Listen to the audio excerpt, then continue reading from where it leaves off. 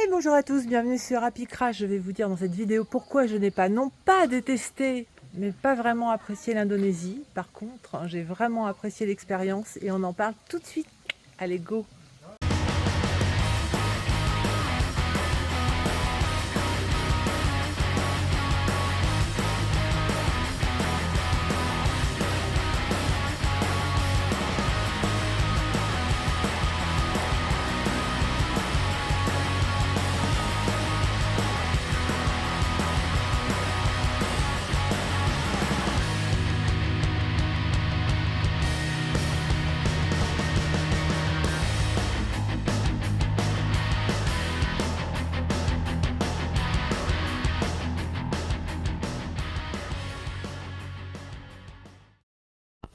Alors, pourquoi je n'ai pas aimé l'Indonésie? Alors que les choses soient bien claires, hein, je ne critique pas le pays, je ne critique pas les gens, je ne critique pas la culture. Je donne l'opinion d'une occidentale qui a une culture d'occidentale, et en l'occurrence de française, et qui connaît un certain nombre de pays asiatiques, du sud-est, que j'ai visité, où j'ai passé pas mal de temps en vacances. Et je connais aussi l'Asie plutôt du nord, c'est-à-dire Corée, Japon, puisque là, pour le coup, j'y ai vécu. Et c'est pour ça que je connais un petit peu l'Asie, parce que quand on vit en Corée, on passe ses week-ends ou ses longs week-ends en Chine, en Thaïlande, à Taïwan, ou ses vacances je suis très fatiguée, vous allez voir pourquoi. Et ses vacances au Vietnam. Bon, voilà, donc c'est la raison pour laquelle je connais un petit peu la région. Je n'étais jamais venue en Indonésie. Et je vais vous expliquer en fait des raisons pour lesquelles je n'ai pas du tout apprécié, du tout. Non, je n'ai pas apprécié ce pays. La première raison, c'est ce que vous voyez, ce que vous entendez. Je suis exténuée. Ça fait 3 semaines que je n'ai pas dormi correctement.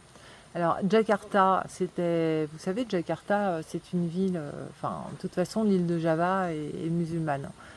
Donc, vous avez à 4h, 4h30 l'appel à la prière. Vous avez une circulation incroyable toute la nuit. Donc, il faut dormir avec des boules qui caisse. Or, moi, je ne peux pas mettre de boules qui caisse pour des raisons physiologiques. Mes oreilles ne supportent pas les boules qui caisse. Mais ceci dit, mon mari qui a mis des boules caisses n'a pas beaucoup plus dormi que moi.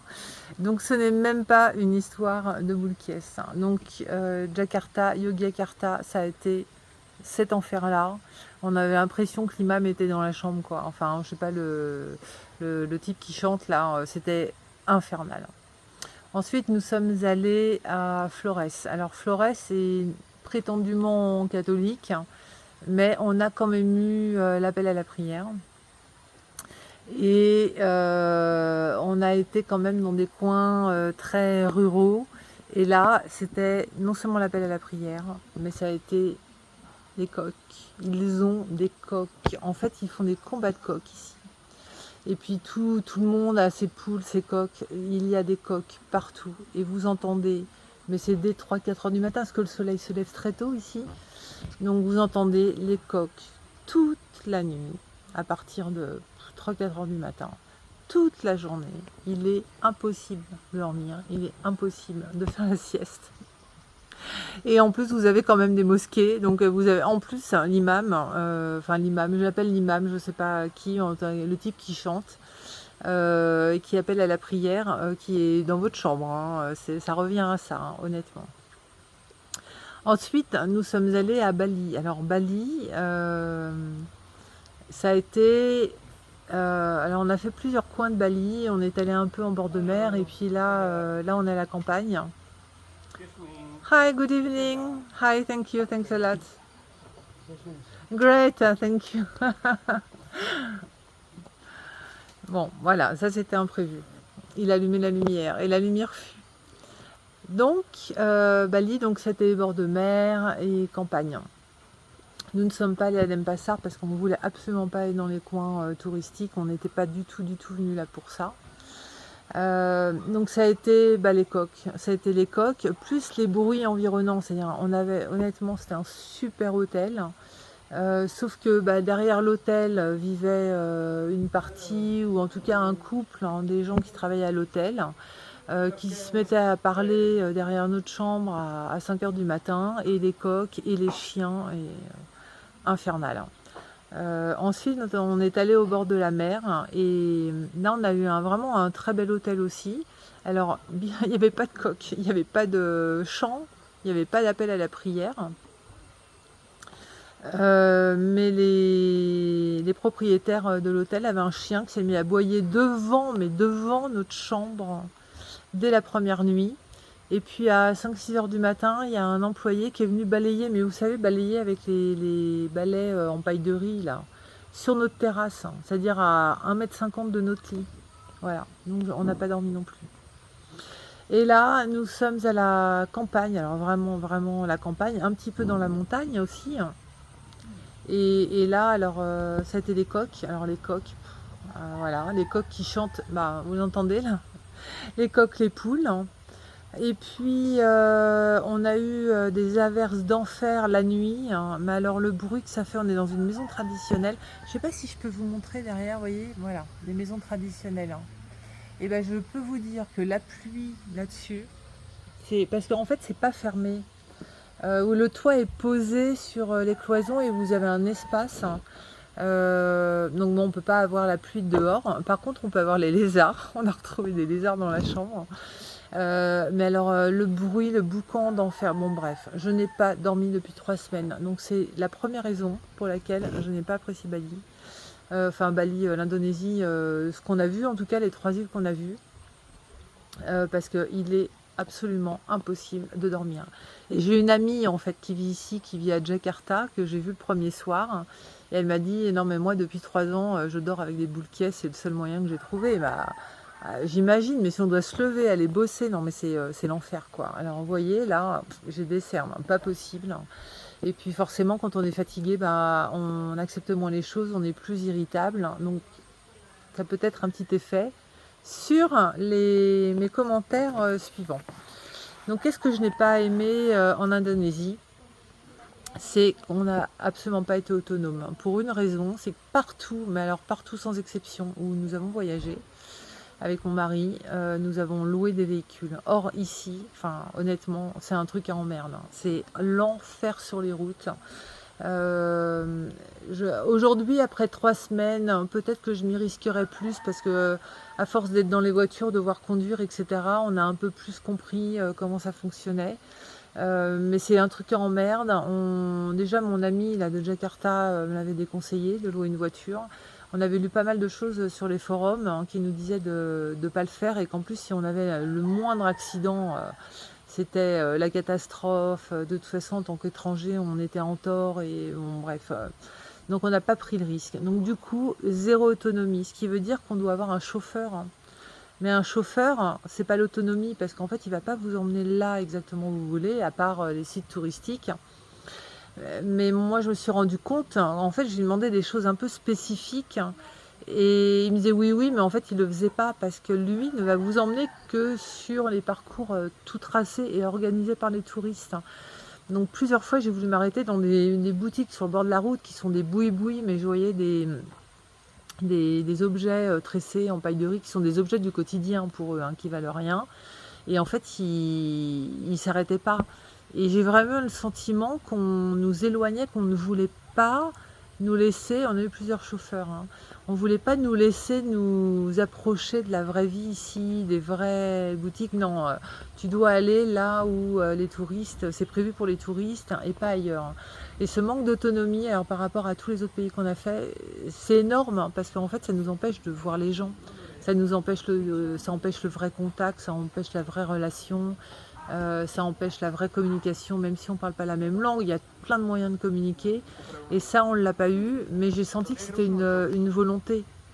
Alors que moi j'avais la volonté de le faire comme je l'ai toujours fait partout, mais ici j'ai vraiment senti qu'il y avait une volonté de t'es touriste et tu restes à ta place de touriste, et tu peux pas aller dans nos propres magasins, tu peux pas vivre un peu notre vie pendant 15 jours par procuration, non, c'est pas possible. Donc ça a été, c'est une vraie frustration. Et c'est une vraie révélation. Et c'est très révélateur des sociétés bouddhistes, mais aussi des sociétés confucianistes que je connais un petit peu plus. Euh, c'est ta famille, ton clan, ton pays, ta culture. Point. Et en fait, tout ce qui va venir va être un élément perturbateur. Voilà, vous êtes un élément perturbateur, donc ils font avec parce qu'ils vivent quand même beaucoup du tourisme. Mais on reste un élément perturbateur et il ne faut pas que cet élément perturbateur vienne perturber vraiment le fond du fond de leur élément clé, leur élément de vie. Donc voilà, après je sais qu'il y a plein de gens qui vont me dire non mais tu rigoles, les balinais, ils sont hyper gentils. Alors ces gens-là, bon, il y a peut-être des gens qui ont beaucoup voyagé aussi, je suppose. Hein. Moi j'ai travaillé en Asie, j'ai travaillé avec des Asiatiques, alors j'ai travaillé avec des Coréens, mais j'ai aussi travaillé avec des Chinois, Taïwanais, etc. Et, et les gens ne comprennent pas qu'on n'a pas le même langage. Et un Asiatique, alors je fais une généralité, hein. C'est réducteur, mais je fais une généralité. Un Asiatique qui sourit n'est pas un Européen qui sourit.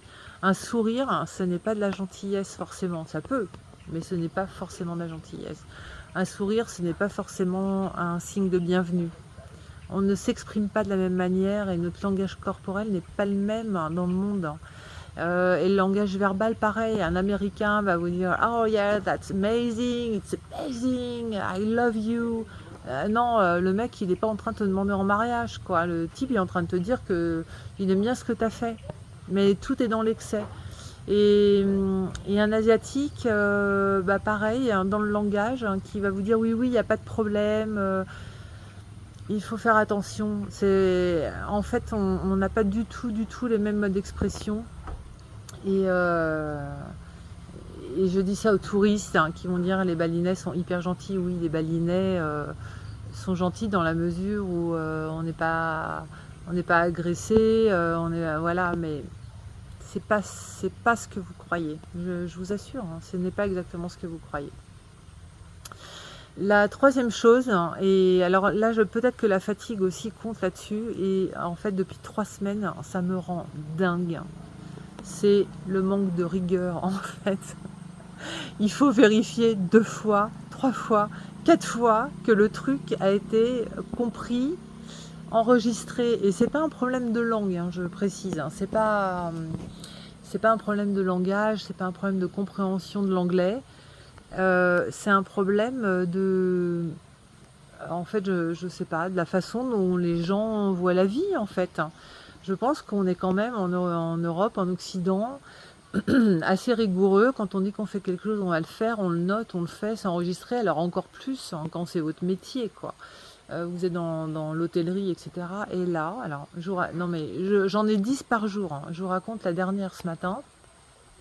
Hier soir, on commande un taxi, enfin un driver en fait, c'est un taxi, pour nous faire un tour de plusieurs trucs dans le coin. Et c'est mon mari qui est allé à l'accueil pour commander le taxi. Et moi, j'ai dans la chambre. Puis après, il est allé faire je sais pas quoi.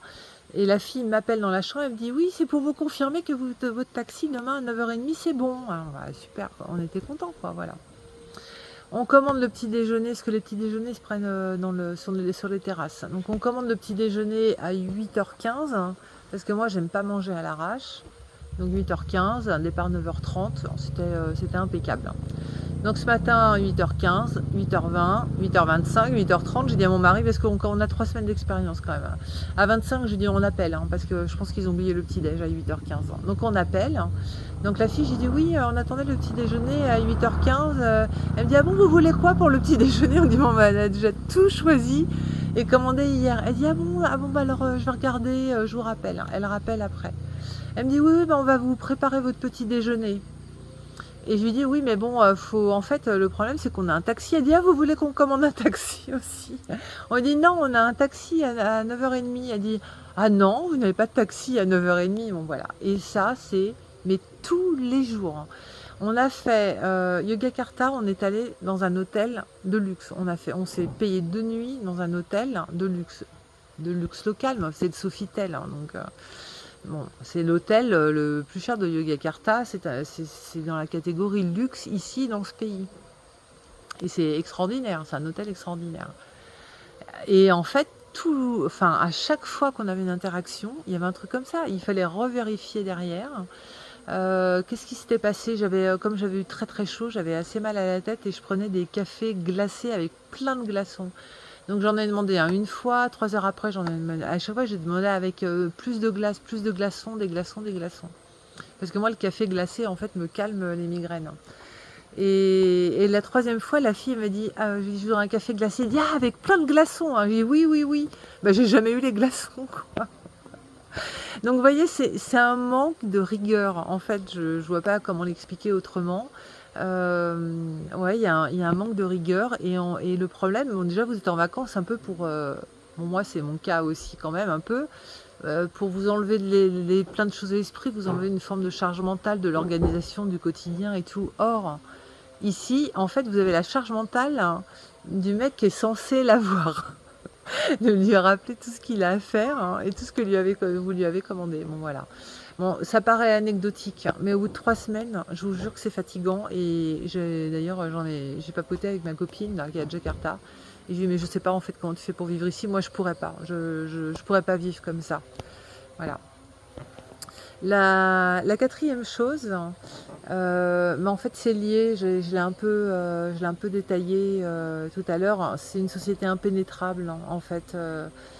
Vous ne serez jamais rien d'autre qu'un blanc, un occidental, un touriste, et ça revient au numéro 5 et à quelqu'un qui va ramener de l'argent. En fait, toutes les relations ici qu'on peut avoir en tant qu'occidentaux avec les locaux n'est qu'une relation d'argent.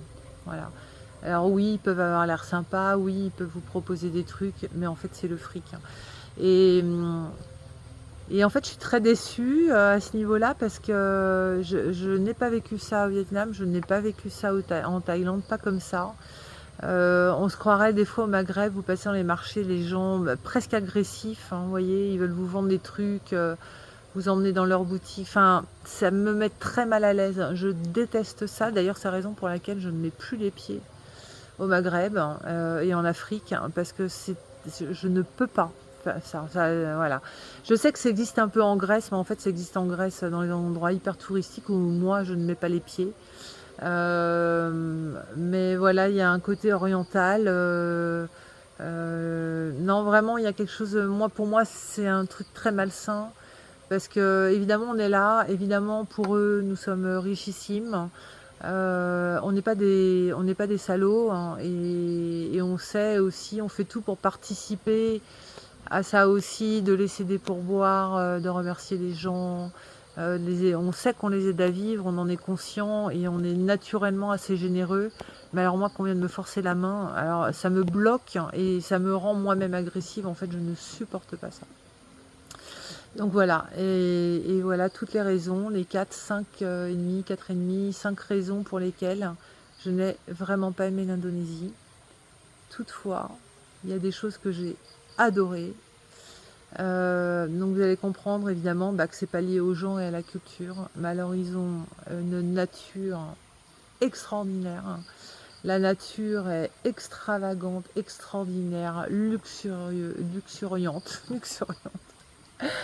Et c'est enfin je sais pas, c'est pour les yeux, le cerveau, le cœur, c'est un truc, ce vert, ces fleurs partout, c'est exceptionnel, vraiment. Ils ont une nature exceptionnelle.